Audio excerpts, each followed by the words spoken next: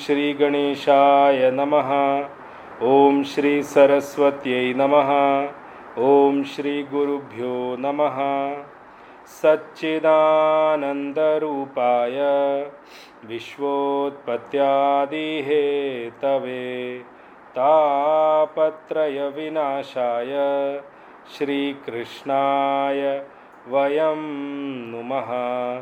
श्रीकृष्णाय वयं नुमः।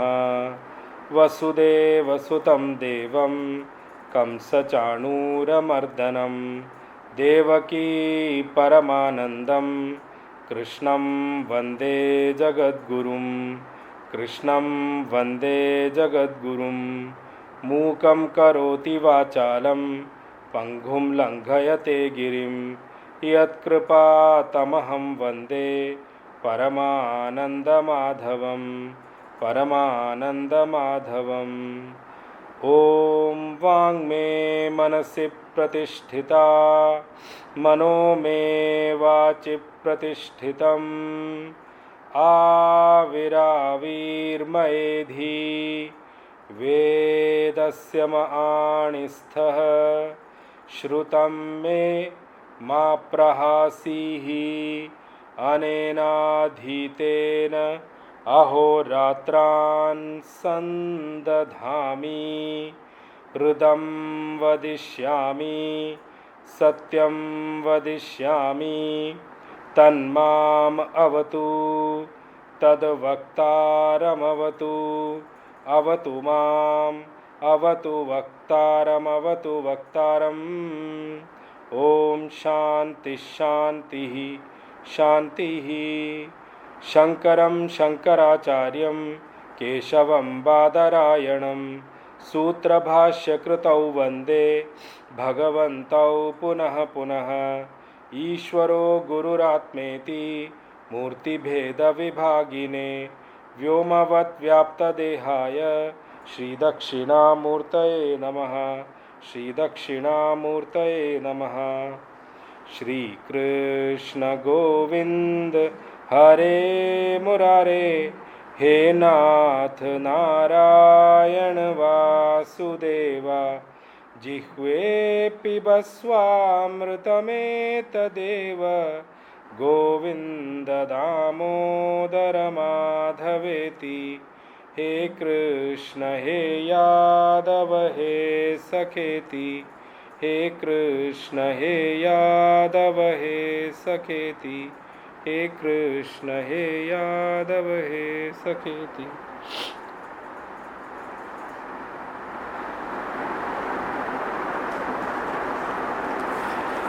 So we were at shloka number 31 where we ended the last class. I'll read 3 shloka together now before I start the class. Swadharmamapi chavekshya न विकम्पितुमर्हसि धर्म्याधियुद्धात् श्रेयोन्यत क्षत्रियस्य न विद्यते यदृच्छया चोपपन्नं स्वर्गद्वारमपावृतं सुखिनः क्षत्रियाः पार्थ लभन्ते युद्धमीदृशम् अथ चेत्त्वमिमं धर्म्यं संग्रामं न करिष्यसि ततः स्वधर्मं कीर्तिं च हित्वा पापमवाप्स्यसि. So the topic we were discussing in the last class was about the Swadharma.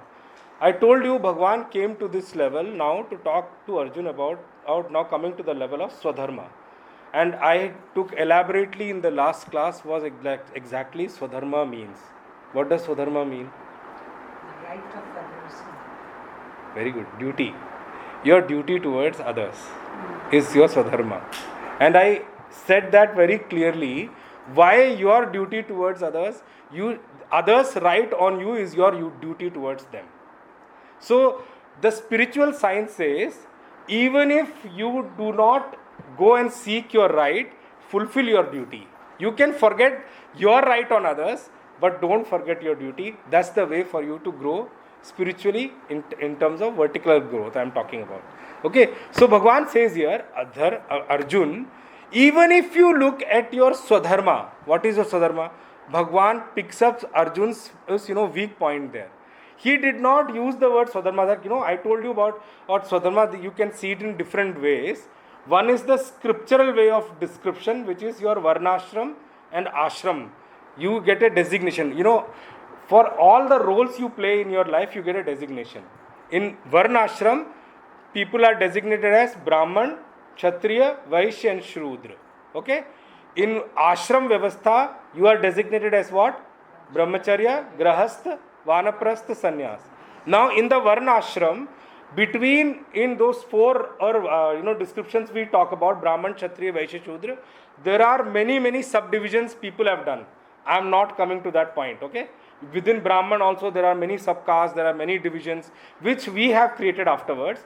Bhagwan only had broadly created these things. He said Brahman, Kshatriya, Vaishya, Shudra, and I told one thing very clearly in the last class. The division is based on your swabhava and your karma, which Bhagwan says in 4th chapter, Chaturvarnyam Maya System. There he uses the word guna and karma, but I am saying the word swabhava and karma. Actually, guna translates to swabhava only later on, but we will discuss that later point in time. But the thing you need to remember is the ashram you get, the designation of the scriptural way of description of ashram you get is based on your swabhava and your karma. Nobody is forced to become a Brahman. Nobody is forced to become a Kshatriya. Nobody is forced to become Vaishya or Shudra. It is entirely upon what swabhava they have cultivated in the previous life, what karma they have accumulated in the previous life, and the kind of fruit, the karma phala they are going to bear in this life, that will decide which varnashram you will fall into, and which ashram you will fall into, which varna you will fall into. But remember one thing, once person has fallen into that, varnashram cannot be changed during a lifetime. It is based on your swabhava. You can cultivate it new swabhava and you can cultivate new things to grow into the different one, but that may happen next time. But varnashram is already given, you are born into it. So then why I am putting so much stress on varnashram and ashram vyavastha? Okay, before coming to that point, let me come to the other portion. There is another way of designation which is given to you, which is the social setup. Like somebody is an IAS officer, that's a designation. Somebody is, so-and-so CEO, somebody is a managing director. They are all positions, they are all designations assigned to a person. Till how long you will carry that designation? Till the time you are in that service. So, your duty is attached to your designation. You will be, forced to, or you will be actually asked to carry out or fulfill the duties of an IAS officer till the time you are employed in that role. The day you retire, your duties are over. Your duties are also over. Your rights are also over. Both of them cease to exist. In the same way, in the ashram vyavastha also, which is brahmacharya, grahastha, vanaprastha and sannyas, your duties will be there till the time you are in that designation. Okay, the reason I am giving that this is a lot of conflicting area here. How long should I do the duty of a mother, a father, a wife and all those things? This is a normal question which keeps coming in. Till when will you do it? See, in a house setup or in an ashram vyavastha, what happens? I am just taking an example of a house. You see, when a husband and wife gets married, in a nuclear family I am talking about, they are the primary and the children in that at home are secondary. Their responsibility and duty becomes primary. Who's the parents? But when the children grow, when they grow up and they get married and settled, remember that thing, their responsibility and duty starts to become primary, and this person who was having the primary duty will start falling into the secondary category. Okay? This is the way the ashram vyavastha was set up. The way we call in office today retirement, that is what in ashram vyavastha we call vanaprasth. Simple. That what? You should start giving away your duties and responsibilities and start receding back and limiting yourself into your own development, which is your vertical growth. Your focus should only be on that during that. Horizontal growth is gone, you have to give it away to other people to manage it. Your role is over there. See, it's very hard for a person who works as an IAS officer. I gave you that example. When he comes out of that role, oh my God, it is so terrible in the first few months because that person is already used to getting so much of attention at the flash of a thing. Things are done, everybody is under their command. When you come back and nobody listens to you, it's very difficult. But you have to train that thing. Before retirement itself, a person in a role should start working on the fact to disseminate his responsibilities. In corporate work, in office and all, how it happens is that somebody who is in a position has to identify a successor. देखो government setup में ऐसा होता नहीं है. In private setup, the leader has to identify a successor, and that successor should be trained by that leader only. How that leader trains, he gradually starts giving responsibilities. The same way in the house setup also, we should look at a successor who needs to take over. Everybody cannot take the responsibility and duty together in the same way. Somebody will be primary, somebody will be secondary. You have to make that choice. There is no way to work on that. So here, Bhagwan tells Arjun, what is your identification? You may not have understood yourself as Jiva, you may not have understood yourself as self, you may not have understood yourself as body also. But the one identification which is drilled into Arjun very well is he is a Kshatriya. And I told you, the way the ashram vyavastha used to work, I'm just giving you an example. For Kshatriya, the most important thing in life of a Kshatriya is his repo. What were you saying? It's a battle, but no, it's not battle. Reputation. Kshatriya, for one, the thing which he or she cannot give up as a Kshatriya is the respect which is around him. The kind of a name he has set up. That's one thing which irks that Kshatriya. For Vaishya, the important things become money. His loss and profit is always derived around money. If you have money, even if you have, you are insulted, doesn't matter. Take the insult. At least it gives you money, take it. Vaishya's role is like that. See, this is how the ashram vyavastha is divided. I'm just picking only two right now to make you understand, because Brahman and Shudra I'm not touching right now. When the Chatur Varnyam comes, I'll touch at that point in time. So for a Kshatriya, the most important thing is the name he has made. And remember, Arjun has made a great name. In the whole of Mahabharata, Arjun was one character who was looked upon at. Always by everybody.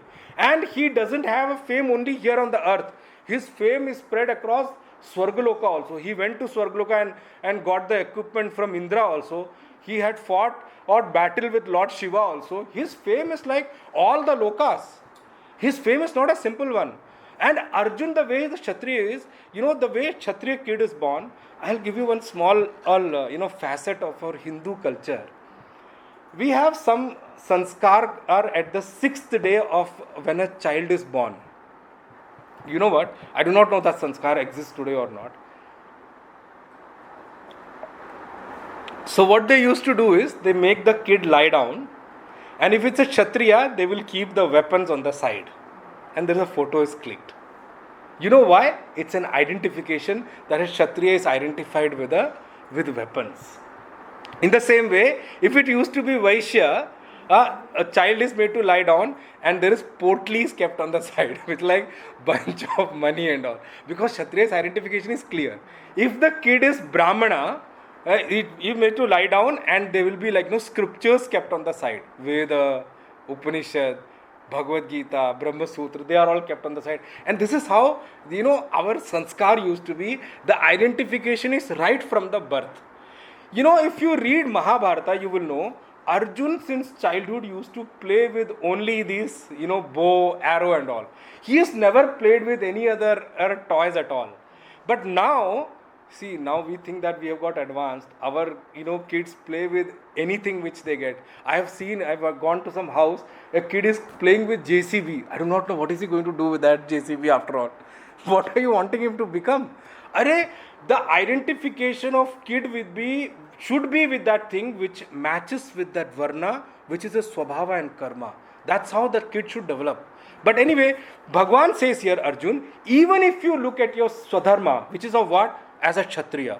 Bhagwan never pointed out as a brother of Yudhishthir or as a brother of, so and so, born to, family of Bhishma Pitama. He never identified Arjuna amongst any of those things. He picked up one thing which is going to pinch him most, Kshatriya. Arjun, you are Kshatriya. Then what is your duty? Your duty is to fight battle whenever it comes. See, this is a very important point. Kshatriya doesn't mean that a Kshatriya is one who picks up a fight with anybody and everybody just for the hobby's sake. That's not Kshatriya, I'm sorry. It's not his hobby. For Kshatriya, battle is not a hobby. It's when it comes. You are not supposed to go and initiate it. This war has come to Arjun. Arjun never wanted the war. Even though he worked hard to prepare for the war, but all the Pandavas tried their level best till the last minute that the war should be avoided. But it could not be. They had no choice. They gave up their everything. For a Kshatriya, you see, even and the country or the land and all is not so important. You can give up land, doesn't matter, let it go. He says in the first chapter, I am ready to give up all the piece of land to Kauravas, but I don't want to fight. He says that. So for Kshatriya, giving up land is not an issue.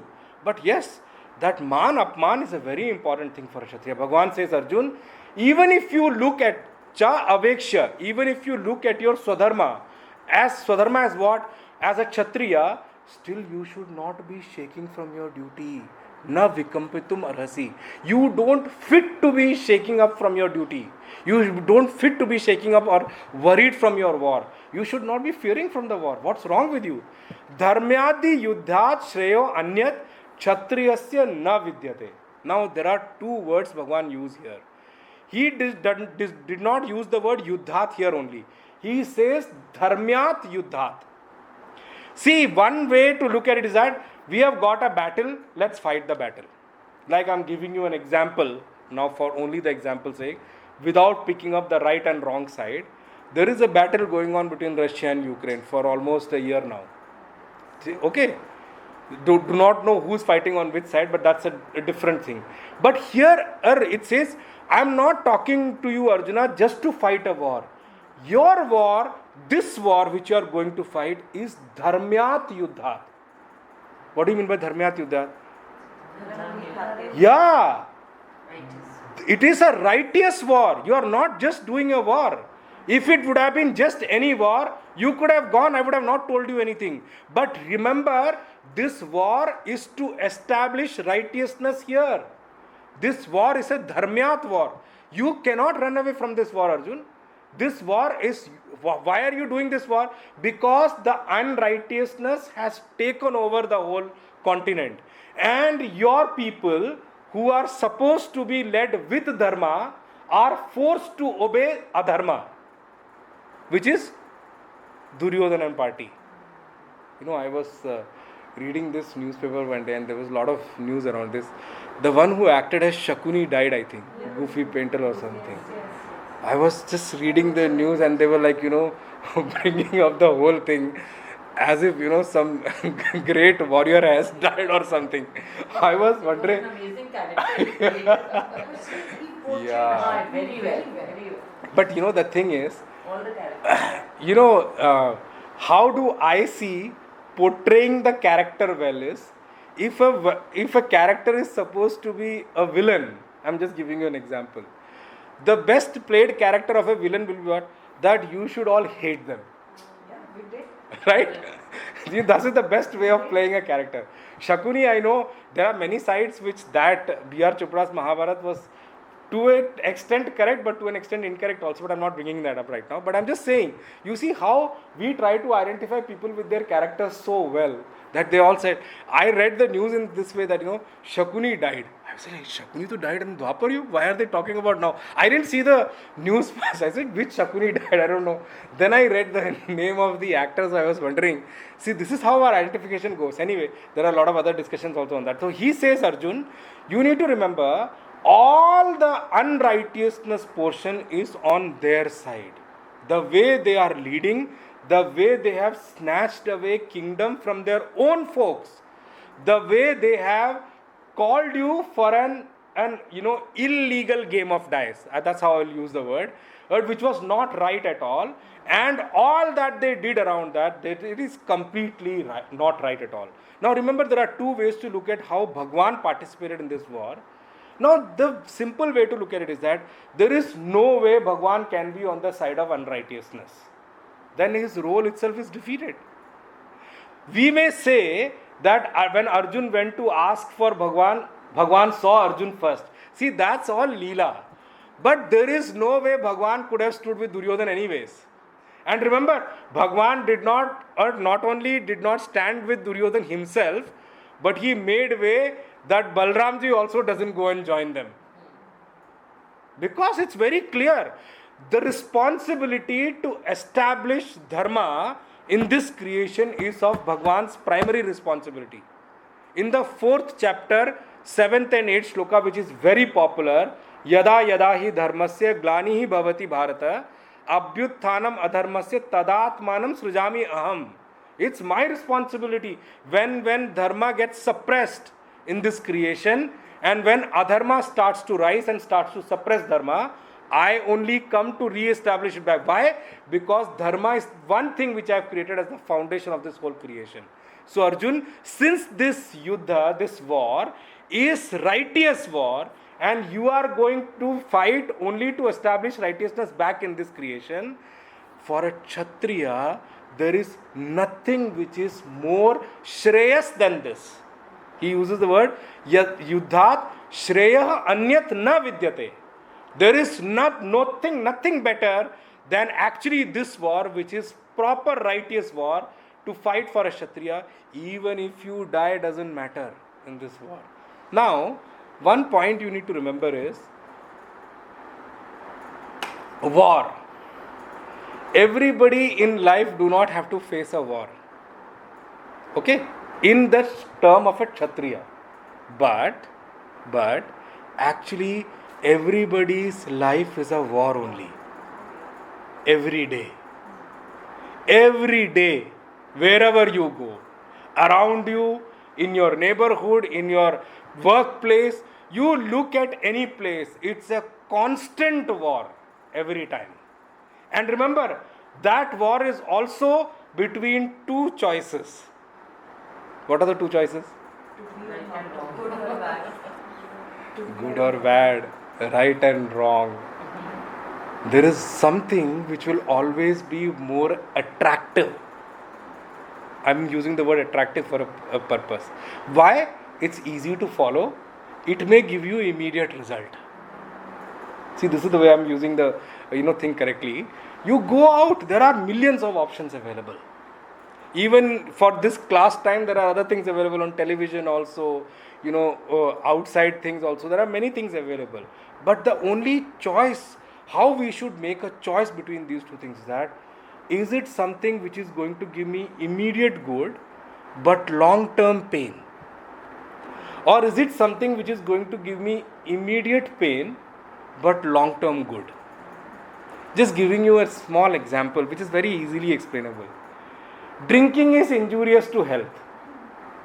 How long it has been published? But have people stopped it completely? Why?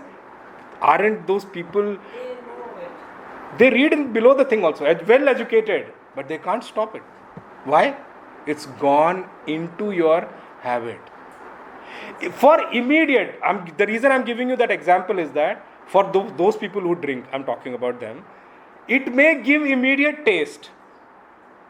But they all know inside that it is going to give a long-term disadvantage. It will definitely cost you somewhere or the other. This is how every worldly enjoyment is actually. But the point is, are you able to know it and separate yourself from it? That's up to, depends on you how strong you are in your vertical and spiritual achievement. I'm telling you, there are people who have gone and said, I know it is not good, but I can't stop it. This is a statement I hear many places. Best example is doctors. Themselves, they know they It's happening with me. I'm eating so much nowadays. I know Yes. it is wrong, but I Coming can't on stop. that. It's not drinking, it's eating as well. It's You true. know it's not I am not just- picking up everything. I can give you a whole list and I can take this class for many days. The thing is, I am not picking up piece by piece, but I am just telling you, look at the world very clearly. There are two paths for everyone, Preyas and Shreyas. Preyas definition is very clear. It will give you immediate joy for sure. No doubt about it. It's not going to give you immediate pain at all. But yes, on a longer term, there are two problems with prayers. One, it is going to slowly create your vasana. Second, is going to slowly start creating a different habit and culture in you, which will become difficult for you later on to move away from. Shreyas, it will be definitely difficult. Giving you an example of Shreyas, in the brahmacharya life, definitely studying is very difficult. Very difficult. You have to give up so many things to study. But if they are ready to take that pain, those who have done it, taken that pain, given up worldly enjoyment for the sake of study, they have all. You cannot say that they have failed in life. It's not possible. This is how Shreyas and Preyas move, as a simple example to give you right now. So, I'm just giving you an example. I really thank God, for the kind of people who are interacting with me because of the podcast. There is a whole bunch of people who are 18, 19, 20, 21 year old who are listening to my podcast regularly and asking me question of self. I am like amazed with those people, how clearly they are listening, how attentively they are listening, and they are asking me question with respect to an episode with a number. So clear. There are people coming with that Swabhava who are actually listening and enjoying these things also. There are people also, even if they listen, they don't feel interested also. All kind of people. Spirituality is a difficult subject. But yes, it is a difficult subject. That's why it is Shreyas. Simple definition is that. It will take time to get into you, but it will definitely going to give you a long-term benefit for sure. And trust me, that benefit is not going to be limited to this life. It's going to travel with you for many, many lives together also. So Bhagavan says, Arjun, dharmyadi yuddhat. In terms of a dharma yuddha, there is nothing else which is more shreyas than and this dharma yuddha for a kshatriya. Then he says, Arjun, how is this for?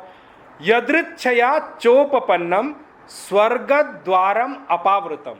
Yadritchaya chopapannam means it's something which has opened up on its own without your desire.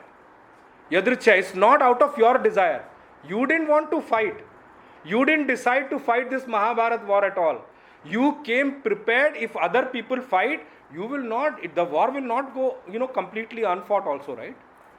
So the thing is he says, Yadritchaya cha upapannam, this war has come out on its own. It has emanated on its own. Even after your efforts, you could not stop it at all. And how is it? Swarga dwaram apavritam. It is an automatic opened door of heaven for you. I told you, even if you fight and die, doesn't matter. It is going to lead you to Swarga. Now, that thing I can say for Kshatriya, that if they fight a battle which comes on their own, they don't engage into a battle on its own, so it comes on its own. In that case, they achieve heaven and Swargaloka if they die in that war. But one thing we all need to remember is that war, how it implies to us. Even if we lose our life doing our duty, this is how you should translate this. doing your duty. Remember, you did not take up the duty on your own. It comes to you basis your swabhava and karma. It automatically comes to you. We don't choose our duties. I told you in the last class, for becoming an IAS officer, anybody and everybody cannot become. You have to qualify first. How do you qualify? You pass the UPSC civil services exam, then there is a main, then there is preliminary, main, then you have an interview. Once you clear all these things, then only you get appointed for that position, right? Remember one thing, designations are not taken by us, it is given to us basis our capability. So, even Varna and Ashram also is given to us, basis how we build our Swabhava and Karma in the past. The society designations are also given to us. So remember, the duty, why it is given to us, it is based on our Swabhava and Karma. Now from the BMI chart, you need to remember why I am focusing so much on the duty here. The fulfillment of duty is our ground to exhaust our vasanas. I am repeating myself here. Our duty, Swadharma, is our only ground to exhaust our vasanas. Why we have that Swadharma is basis our Swabhava and Karma, we got it. Basis our Swabhava and Karma only the Vasana will be there, right? So if you continue to do your duty, what it's going to do is that it is going to start at moving away your Vasanas from there. It start going to eliminate your Vasanas. The only way to eliminate Vasana is having a constant focus on your duty. So here he says, Arjun, your duty is your gateway to heaven. This is how you should understand this shloka. I can tell you from war that, Arjun, if you do the war, or if you even attain Virgati in war, you die in war also, you gain Swarga. But how does it translate to me? See, my war field is my field of duty. Even if I lose my life doing my duty, but I have continually focused on my duties and I have done my duty according to my best of caliber and potential, it is automatic door for my Swarga. It will do two things. One, it will give me definitely Swarga, means it's going to be uplift me to a different loka is what I meant. It's going to give me a vertical growth into Swarga. That's number one. Number two, it is going to eliminate vasanas which I have created in the previous birth. So duty is my field to eliminate vasana. I have no other field to eliminate my vasanas. But there is another thing which usually comes up, which Bhagwan will also pick up later on, but I am just picking up as an example now. There are some people you will see, they are not interested in their duties, but they are interested in others' duties. Sorry, there are many people like that.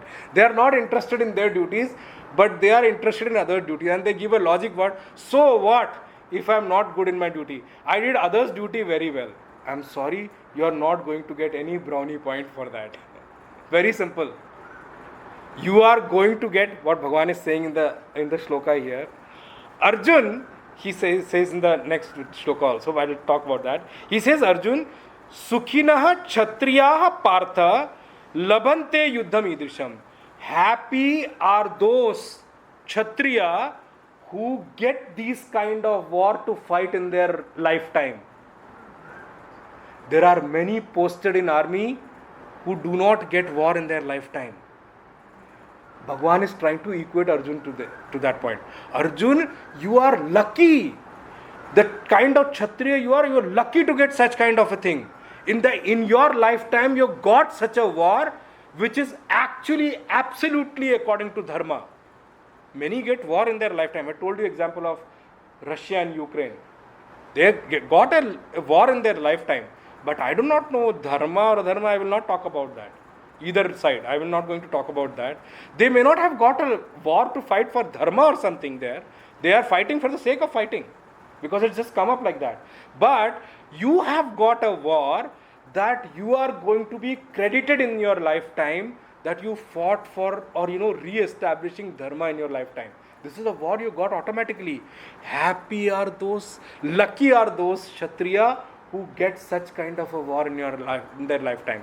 Sukhinaha Kshatriya Partha. Hey Partha, happy, lucky are those those Kshatriya who get such kind of Yuddham Idrisham, this kind of war they get in their lifetime. And you see, you want to go away, run away from your war. What are you doing, Arjun? I don't think you have thought over it correctly that point in time. So Bhagwan is trying to take Arjun back to that level, that why you should fight the war. In the next shloka, which is 33, he says, Atha chetu imam dharmyam sangramam na karishyasi tata swadharmam kirtim cha hitva papam avapsyasi. Now, this is a point which need a little bit elaboration also. If we do not do our duty, okay, this is a call for those people. If we do not do our duty, there are 3 problems which we inherit. Okay, which is I'm going to come to now. First is stress. Of not doing the duty. Do you think? Procrastination always causes stress. Stress. He says, Arjun, you are going to inherit 3 problems if you don't end up doing your duty. He says, Swadharmam hitva. You are going to kill your duty. You are going to kill your Swadharma. Okay? By not doing this war, which has automatically come to you. You didn't choose this. It has just fallen into your lap. What are you going to inherit? You are going to kill your Swadharma. Swadharmam hitva. Kirtim cha hitva. You are also going to kill your reputation. And I told you what? For a Kshatriya, reputation is everything. Because they don't fight for money. See, I'll tell you one thing. There are many movies which have come. Some movies, though, when you see movie, you should also pick up things from them also. All movies are not worth taking up, but I'm just saying. There are some movies which have come up like, for showing some soldier who's so dedicated to his duty that within the unit also, he shows exemplary valorousness to, win wars. Like, about this person who came, there's a movie which came in, I think, Siddharth Malhotra is there in that movie. I forgot that. Captain Vikram Batra story. So, no, not Uri. Whatever, Shahanshah, whatever it is. So you see, there are people who are so focused on their thing and they are so dedicated to the country that they don't see anything in coming in line of them at all. And they have so much courage that they get into unknown territories to fight and win war for the country. Now, what kind of a kirti they have? You see the kirti of them. On those people, movies are also made. Just see, they become the prime subject of a movie also. Just saying the kind of name they see. See, one thing is they get Chakra, Paramveer Chakra and all those things. That's a different thing. That kirti is already there. But I'm just saying, you see in the line of duty, when they show that exemplary valorousness and courageousness, you see what kind of a reputation they get. For Kshatriya, that's the focus. Nobody works for money in army or military, by the way. They work because they have a love for the country. See, some do for the duty. There are some kind of people in every profession. I'm not talking about them. Why should I pick up the exceptions? But you see, majority of the people who join army, their love for the country is what draw them to the army. And they show those kind of skills on the warfield also. So he says, Arjun, Atha chetva imam dharmyam sangramam na karishyasi. If this dharma war, if this righteous war, you decide not to do, na karishyasi. Yuddham na karishyasi. If you decide not to do this war, you are going to inherit these 3 problems. You are going to kill your Swadharma and you are going to kill your reputation. Now there is a third thing which Bhagwan used here. Papam avapsyasi. You are also going to inherit sin. Now, the thing is that we should start developing some thinking in habit onto this. Yeah, that's the point I'm trying to get. See, a pap, it comes from an action, right? When you do an action, that action will decide, whether you are doing in punya or papa, right? You're inheriting merit or sin. But here there is no action involved. You are not fighting a war. How is not fighting a war going to inherit sin? This question should come. No. Duty which is not. Very good point. Hold on to that point. Here the point is, there is one dosh which is described in our scripture called pratyavaya. I am bringing it up in this point here. It is relevant here. That's why I am bringing it up. If you read the shloka and I can just explain the meaning and go, I can also go. But you won't understand these deeper concepts. Pratyavaya is a dosh, is a sin which comes to us by not doing our duty. Scripture has given us. If there is some duty which has come to you and you end up not doing it, you inherit this sin called pratyavaya, which is for non-fulfillment of duty. And what the pratyavaya is going to do, there are three kinds of sins which happens here. One is you get the pratyavaya dosh, and it is a dosh which will come into your account, by the way. That's one thing of not fulfilling duty. The second thing which is going to come is that our duty was your field of eliminating vasana. Right? Because you are not doing the duty here, elimination of vasana will not happen. That's the second problem. You got a ground to eliminate your vasana, but you did something because of which your vasana is not going to get eliminated at all. The third thing is that you will not sit idle. You will do something or the other. People can't sit idle, by the way. So if you are not doing your duty, that means you are doing somebody else's duty. By doing somebody else's duty, you are also creating new vasana. So three problems. One is you are getting pratyavaya dosha by not doing your duty. Second thing is that you got a ground to eliminate vasana, but you are not doing it even though getting a ground. The third thing is that you are creating new vasana. New vasana means it is going to push you into further new births. It is going to limit you into births here. You are making yourself more tied to this creation. These are the three problems which Bhagwan brings up here in terms of dosha. By not fulfilling of duty. Pratyavaya means, the not fulfilling is pratyavaya. Pratyavaya means that by not fulfilling your duty, what you inherit is pratyavaya. It's called, they name the dosha as pratyavaya dosha. Very good. It's according to, there are two ways to know the duty, which I explained in the last class. See, the one way which scripture tells is, depending upon your varna and ashram, scripture has spoken about duty. Grahastha ashram has these many duties. Somebody is taking advantage of your duty and making you a servant. Very good. That's a good point. And if they are making you a servant, you should consider what? That is, they are doing their. Very good. Very good. She answered it. Good.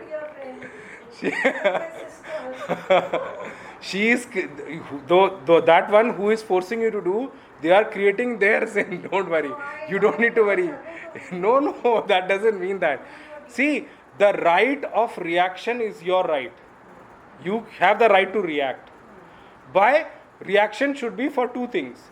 Your self-respect is something which you can protect. You can, fight with people for your self-respect. I'm giving an example.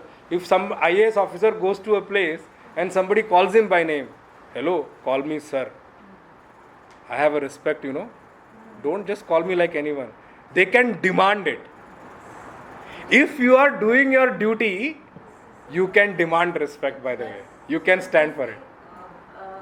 तुमको पता है कि this, like now I am 65, now I am retired, now my duties are finished. But as a housewife, the duties are like till you. Somebody is supposed to come. We come to know that now it is our. Very good, very good. After rest, everyone has to take their purpose. No, it's not. Vanaprasth doesn't mean, what do you understand by Vanaprasth now? Vanaprasth doesn't mean go to the forest. It's not the literal word right now. Huh? Right now, Vanaprasth means start retracting from your duties and start disseminating it to somebody else. See, one way to look at it, this, like, what Renuji said, is this, that, till what time duties will remain with you, till the time you give it to someone. That's the way. You have to give it. Nobody, remember, people are averse to duties. They will not take it automatically. It's not going to happen. Nobody is ready Throw your duty. Explain them their role. At that time, call a guru to explain them their role and tell them by not taking it also you are inheriting pratyavaya, by the way. Just because not taking doesn't free you from the duties. It's not your choice. You have come to that role, so you have to take it. There's no other option. I give you the same example in IAS officer. The case is before retirement, he start disseminating the responsibility. After retirement, the next day also, he cannot be called responsible for the thing which happens after that. Can be called to answer questions of what he did in his tenure. For that, he will be responsible for that life. The same way, when even the duty of ashram is given also, for things which have happened, you can answer them. But technically, you are not responsible for the duties after that. Once they are ready, start giving them. You have to keep watching them when they get ready. When they get ready is the point. How will they get ready? They will not get ready automatically. These days, though, kids want to run away, enjoy life, don't have duty. आप हो ना अभी आप हो ना रखो अपने पास, जब बाद में देखेंगे. See, that's the usual way, but you have to create some way out with them that they should start, putting in. There are many places I've heard somebody expired in the family suddenly and nobody knew what to do. Because those parents, they did not give it timely. The kids were never interested to take it on a timely basis. Now what happens? You are gone. I have heard cases where people have lost invested money because their parents did not hand over correctly. I've heard it. Many. Now, you remember, banks are not interested to search your legal hair and give it to them. They are least interested in that. They will be happy to keep the money with them. Let it remain, what happens? They are not so honest with those things at all. It's your responsibility to share things at the right time so that when the time comes, they are able to take it up. You have to train them. See, giving away your duty is actually training them in the right time. That's how they will train, no? Otherwise, they will not come to you one day. I am free now. Come, let's sit down across the table and start taking duties. It's not going to happen like that. After an age, the description is this very clear that you should start disseminating. But there is another clause of Vanaprastha which we should all remember. The practice of Vanaprastha also starts in Grahasthashram. You don't think that one day the age comes and suddenly you will start reading Bhagavad Gita and all. It's not going to happen.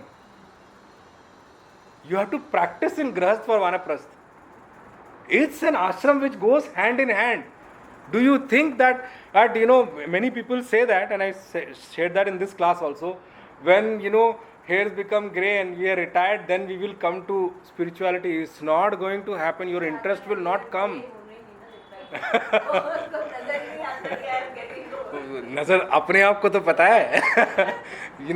Others may not know your age, but that's not important.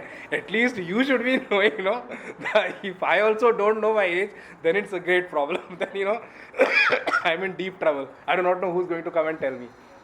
See, there are physical ways to hide and cover up many things. I'm not coming to that, but we should live in a real world with ourselves. We should have something called Atma-Nirikshan. We should be self-introspective. We should be self-analytical. The problem is we are analytical about others. We are free about ourselves. So wrong it is. You should be critical and analytical about you, not others. Others have their own life. Your analysis is not going to help them at all. And they are not going to take your analysis. They are not interested in your data. Something when they realize only they will start doing.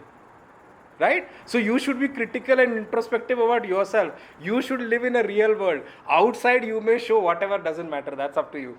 It's, if the world is changing, so it will remain like this. That's not the important thing. But see, Bhagavan says very clearly, Arjun, you need to remember these three things will come to you automatically if you end up not doing the war. Arjun, that's why I say that you should not give up this war at all. This war is going to lead you correctly into your gateway of success, your gateway of growth eternally. eternally, and in this life we can, say whatever years we live, we can say there is an horizontal growth. Now I want to talk about one thing which I didn't pick up. There are two things I want to pick up from the last class which I didn't clarify at that point in time. I used one word in the last class that, West is a right-driven culture, whereas our Sanatan Dharma, now India is also becoming right-driven. Everybody is standing with their, flag at, do a parliament march or something, give me my right, and all those things. But I'm sorry, our culture was never a right-driven culture, it was a duty-driven culture. But when I use the word right-driven culture for West especially, I don't mean to say that, rights are only important, duties are not important. That's not what I meant.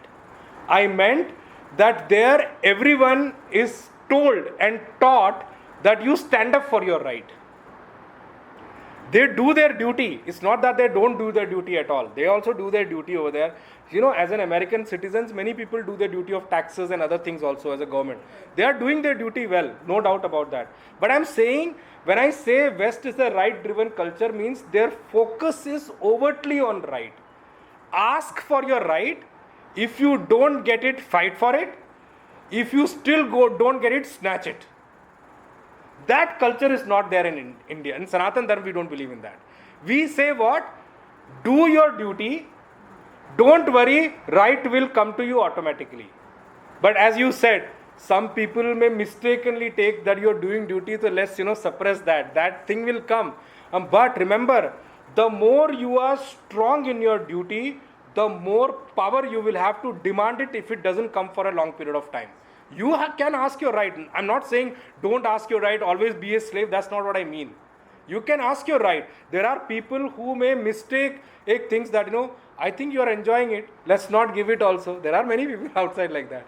I'm giving you an example in corporate life. Oh, there is so much of things now. We have become so different these days.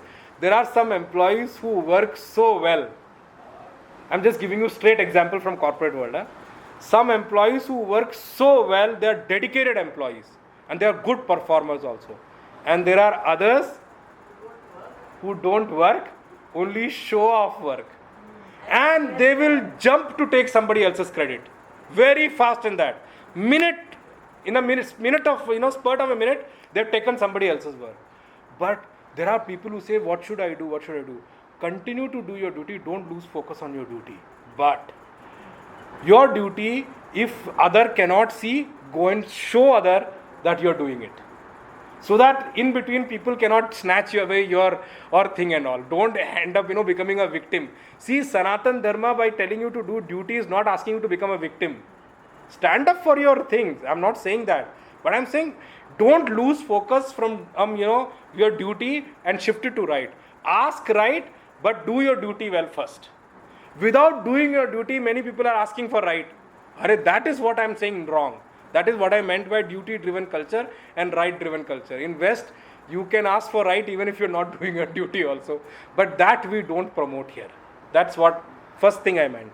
The second thing I wanted to talk about is that I spoke about two axes here, vertical growth and horizontal growth. Okay? The zero axis on the graph of vertical and horizontal growth is human birth. The zero axis. I'm explaining you now because thank God somebody asked me this question in podcast. I came up with this answer also. That's why I'm explaining you now. So to avoid some confusion, I'm telling you, the zero axis is actually human birth. So human birth can vertically grow up, vertically go down. Okay? Then horizontally grow or horizontally decline. One question may come up. What is horizontal decline? Yes. What is vertical decline? Vertical growth I spoke about. Vertical growth also I'll explain you now for the sake of understanding. Vertical growth is you gain a life which is higher than human life. Which could be Pitraloka, Swargaloka, Vaikuntaloka and realization. Brahmaloka or Vaikuntaloka, whichever way you call it. So that's the vertical growth up. What is vertical growth down? Vertical growth down is then from human birth, which is a zero axis, Pashu Yoni, plant and those Yoni, and then Naraka Yoni, Bhoot Pret Yoni, Pishach Yoni, and all the yonis go down. This is vertical down, downwards. There are many yonis down, there are many yonis up also. Okay? Now let's talk about horizontal growth and horizontal decline. Horizontal growth is from where you are, you become much better educated. In terms of society, I'm talking about now. You who have some stars with you, somebody puts doctor, somebody puts PhD doctor, somebody puts different IAS officer, DM, CM, and all those things. That's called horizontal growth. You are growing in position in terms of society. What is horizontal decline? Huh? No. Horizontal decline is not that. Horizontal decline is from human birth, you are falling from human values. You become what? Terrorist. Corruption. You become thief, corrupt. And you know where you reach? You reach jail in human life. It's a horizontal decline. You have to understand that. Horizontal decline also happens here only. Remember, the horizontal line is within this life. It is going to be separate in every life. But the vertical growth is many lives together, put together. You may go down also, you may grow also. You may decline, you may grow. That's up to you. Remember one thing, your duty, the focus on your duty is your effort to grow vertically and also grow horizontally. Both ways. When I say horizontal and vertical growth, our Sanatan Dharma is not against horizontal growth. You grow. Grow as much as you want. You want to become vice president, CEO, whatever you want to become, you become. But have one focus in mind that horizontal growth is not the only growth you need to spend or waste your life upon. That's all. You must make some effort in this human life alone to grow vertically. Why? Apart from human life, you do not have any other life to grow vertically. Human life is the only life where you can read scriptures, you can have class, you can have podcasts, you can have other things to listen to and all those things. Other lives you do not have. They say when in the beginning of Srimad Bhagavad, not Bhagavad Gita, Bhagavad I'm talking about. Srimad Bhagavad, it says that Manushya Yoni is so rare that even Swargaloka also you don't get to read scriptures. You have gained that loka, but it's an enjoyment. Bhog loka. No, you can get as much as you want. But remember, that loka, Swarg loka, the opportunity of study of scripture is very rare. The other loka where you get to study scripture is Brahma loka, which is Vaikunt loka, Saket loka and all we talk about. There, who is the teacher? Brahmaji is the teacher. And what is he going to teach? The same Bhagavad Gita without any question on patience. That this is how it is going to be taught without any question at all. He will teach in his own way till when he will teach, till the time the kalpa ends, Brahmaji's life ends. At the end of his life, whichever jiva gets realized, others come back into creation once the next creation comes. This is how the loka and jiva goes in terms of. How we have grown up or on side. That's not for you to know right now. That your antaratma knows. You would know. By introspection, you know whether you're going this way or that way. You will know from your mental purity. Vertical growth will make you more and more mentally pure. I am giving you one example which our Pujya Swami Subodhananji used to give. And he used to talk about one Amma from I think Lucknow or somewhere. He used to talk about her. He says, I was so amazed with this Amma that in 25-30 years I have known her. I have not heard one statement negative about anybody from her. Anybody in life. So what a kind of positivity she has generated. And the best part is, even she doesn't know that she's like that. There is one portion of mind which I'm going to talk about in the next class. So, okay, let me just pick it up right now and I'll explain you in the next class. There are four parts of our mind. One part of our mind is only known to us. Only and only known to us. It's not known to anybody outside of us. We only know what we know in that portion. It's hidden from everybody else. There is another portion of mind which is not known to us, but it is known to people who are close to us. It is not known to us. Okay?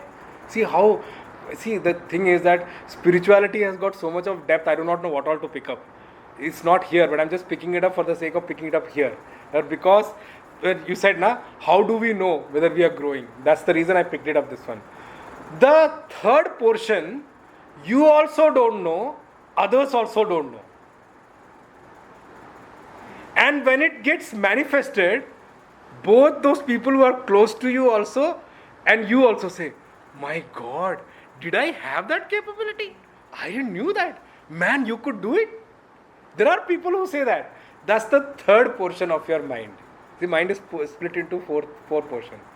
There is a fourth portion of mind which is only known to your soul. To our soul. To your antaratma, we call it. It is available for that only. Many of the people, that portion is not open also. It is unknown to you, unmanifested to you also. That portion opens up when you start growing spiritually. The fourth portion of mind. That is why we call, Mahatmas and Gurus, what a mind they have, what a vast intellect they have.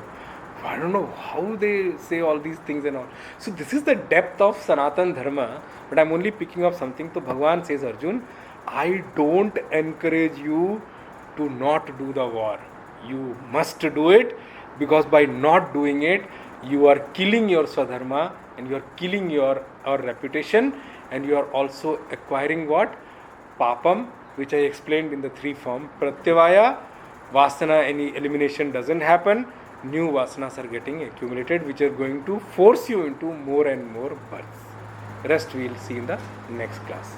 Kayena vacha manasendriyairva buddhyatmana va prakrite swabhavat karomi yadyat sakalam parasmai narayanaeti samarpayami Shriman Narayanaeti samarpayami. Om Purnamadaha Purnamidam Purnat Purnamudachyate Purnasya Purnamadaya Purnameva Vashishyate.